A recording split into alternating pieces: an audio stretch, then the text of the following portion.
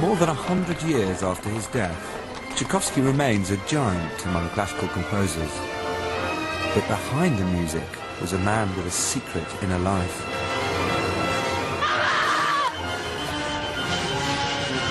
Ask yourself, how long will we be tolerated? I will not change a single note. I'm perched on the edge of disgrace.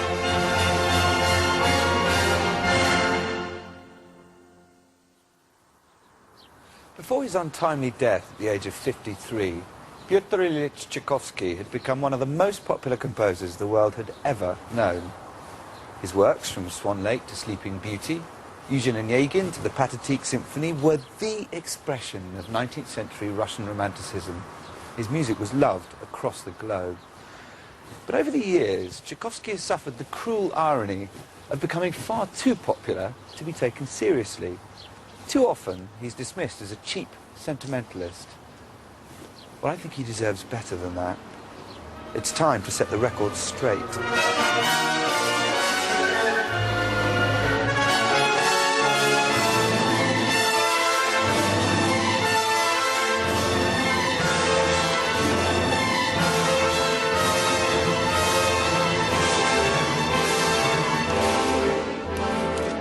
I've come to Russia to discover the real Tchaikovsky through his work, his writings, and the places he knew best. I've been fascinated by Tchaikovsky for years, and now, based on the latest research, these films will paint a portrait of the real man behind the music. Tchaikovsky has long been caricatured as emotional and undisciplined, but I think it's a picture that obscures his great vision, his radical ambition, and its achievement in music.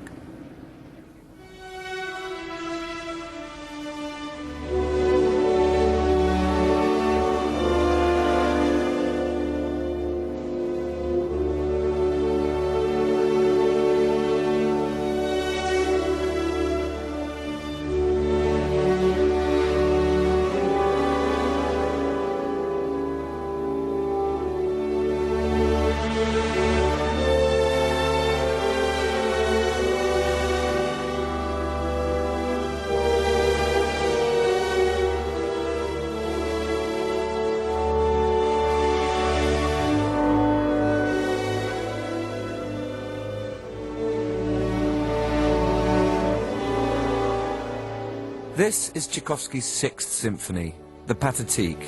For me, his crowning achievement, his masterpiece. Into this symphony, he poured the essence and experience of a lifetime's work. It was his last piece, and it would become his requiem.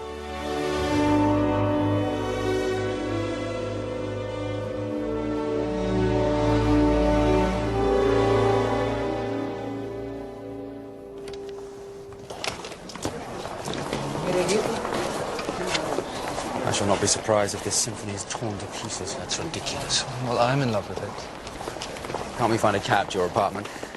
And tell me, if the music is so marvellous, why did everybody hate it in rehearsal? They were indifferent, completely indifferent. How can I like it if they didn't? The audience was transfixed, Uncle Petty. I couldn't wait for it to be over.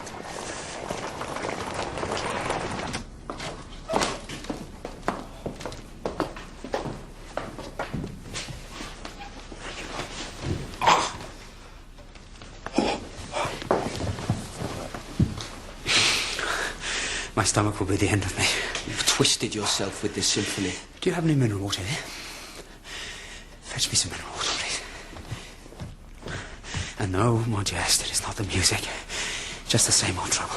My dear brother, with every piece you twist yourself like this. No, stop it, Modeste. You are not an expert. And you are not my keeper. I know myself better than you. Please bring that water.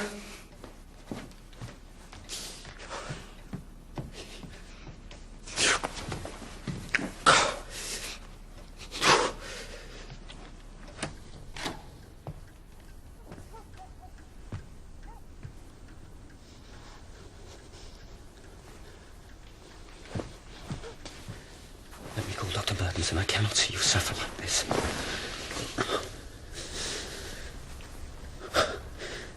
No, I don't need a doctor.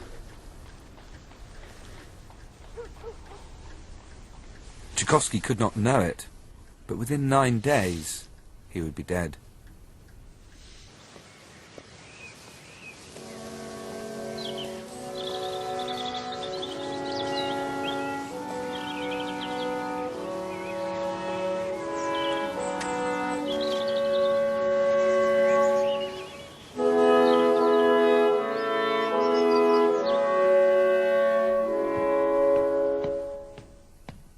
This is Tchaikovsky's home at Klin, a small town deep in the Russian countryside.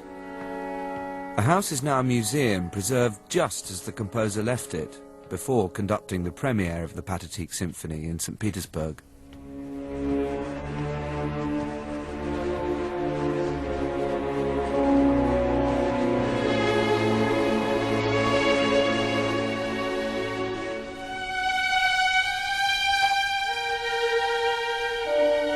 This house was the only true haven of peace in a life that had been a battle to carve out both the kind of man and the kind of composer Tchaikovsky wanted to be.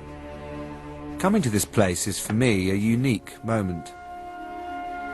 It's filled with objects intimately connected with Tchaikovsky, and the atmosphere is deeply affecting.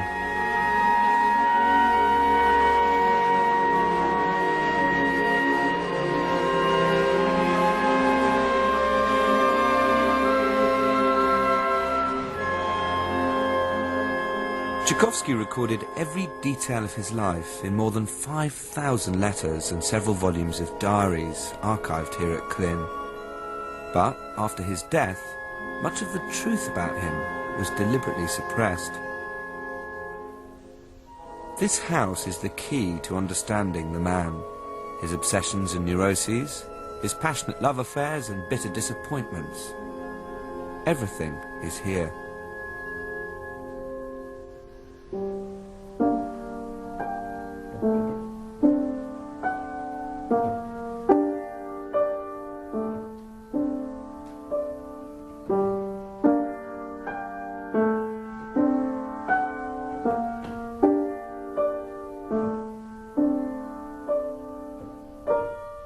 Tchaikovsky began writing songs, often dedicated to his mother, at the age of just 4. As a child, music poured out of him, so much so that he suffered terrible headaches trying to write it all down quickly enough. A sensitive boy, he was plagued by a delicate stomach,